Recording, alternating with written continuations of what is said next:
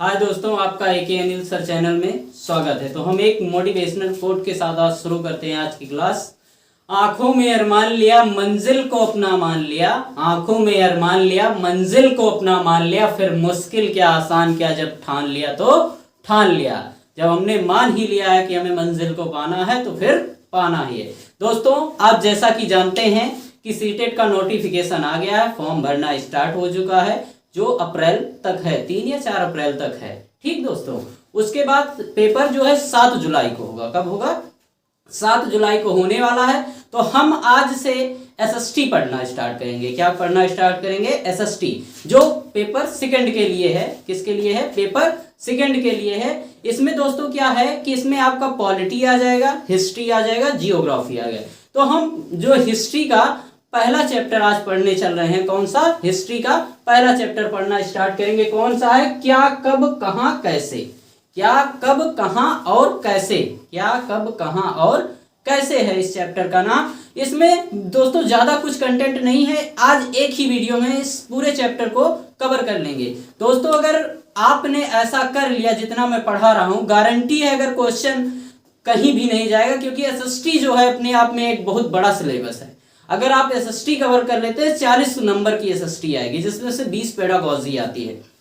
Total 60 number होते हैं, जिसमें 20 क्या होती है? पेडागॉजी आती है। हम 40 नंबर को आप कह रहे हैं कि आप मेरी पर डे वीडियो देख लीजिएगा। पर डे मैं एक लेसन या उसका कवर करना स्टार्ट करूंगा, तो गारंटी है आपको क्या होगा कि आपको क्वेश्चन कहीं भी नहीं जाए। तो दोस्तों हम शुरू करते हैं। जैसा कि इसमें पहले चैप्टर में बताया गया है कि कई साल पहले लोग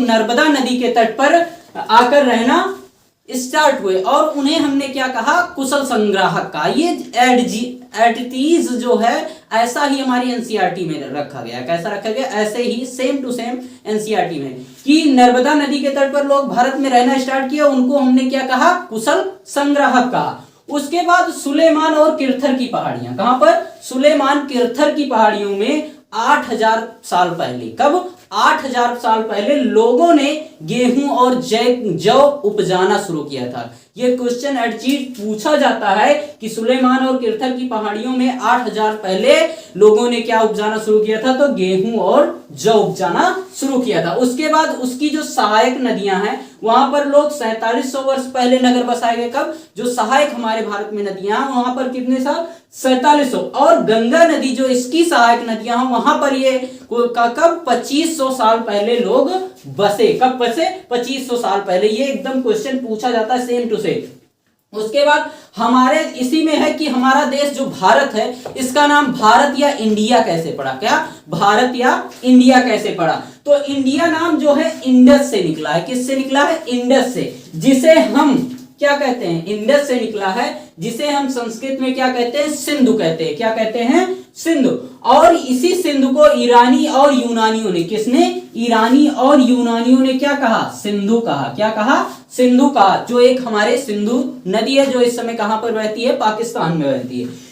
सिंधु को जो ईरानी और यूनानी थे, उन्होंने हिंदोस अथवा इंदोस कहा। क्या कहा? हिंदोस अथवा इंदोस कहा। और इसी नदी के जो पूर्व में स्थित भूमि थी, कहां पर?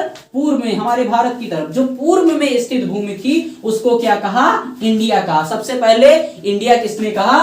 तो ईरानी और यूनानियों ने कहा। उसके बाद हम आगे चलते हैं कि भारत शब्द का प्रयोग। अब इंडिया तो पता चल गया कैसे इंडिया नाम पड़ा, लेकिन भारत नाम कैसे पड़ा? तो उत्तर पूर्व के लोगों का एक समूह था। क्या था? उत्तर पूर्व में लोगों का एक समूह था, जिसे हम क्या कहते थे? भरत कहते थे। क्या कहते थे?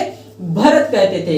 ये अगर आप पढ़ेंगे तो इस समूह का जो उल्लेख है, हमारी एनसीईआरटी में लिखा है, इस समूह का उल्लेख कहां पर मिलता है? ऋग्वेद में मिलता है। कहां पर मिलता है? ऋग्वेद में। बाद में इसका प्रयोग हम भारत देश के लिए करने लगे, और हमारे देश का नाम क्या पड़ गया? भारत पड़ गया। उसके बाद हम बात करते हैं, इसी में हमें आगे चल के मिलता है कि पांडुलिपि क्या थी? क्या थी? पांडुलिपि जो थी, ये 1000 साल पहले लिखी गई थी। कब लिखी गई थी? 1000 साल पहले लिखी गई थी। जो भूर्ज वृक्ष की, ये क्वेश्चन बहुत पूछा जाता है, पांडुलिपि किस पर लिखी जाती थी?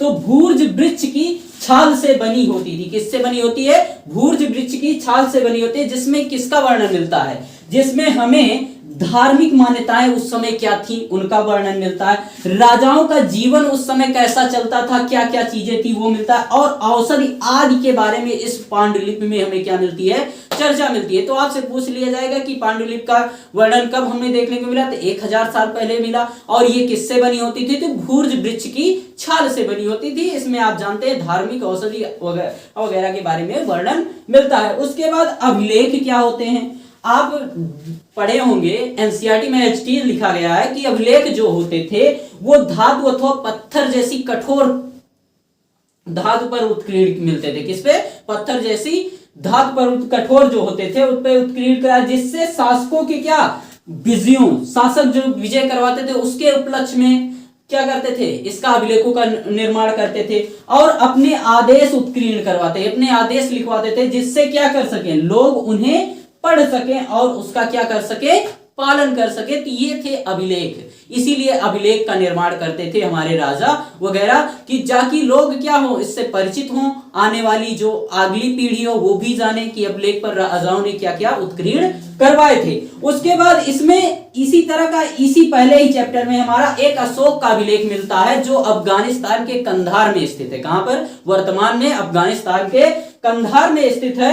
ये अशोक का अभिलेख है जिसमें यूनानी तथा आर्मेक लिपियों का प्रयोग किया गया है। कौन सी लिपि, यूनानी तथा आर्मेक, और इसमें 2 भाषाओं का भी प्रयोग किया गया। कितनी भाषाओं का, 2 भाषाओं का प्रयोग किया गया है। उसके बाद इसी चैप्टर में है पुरातत्वविद।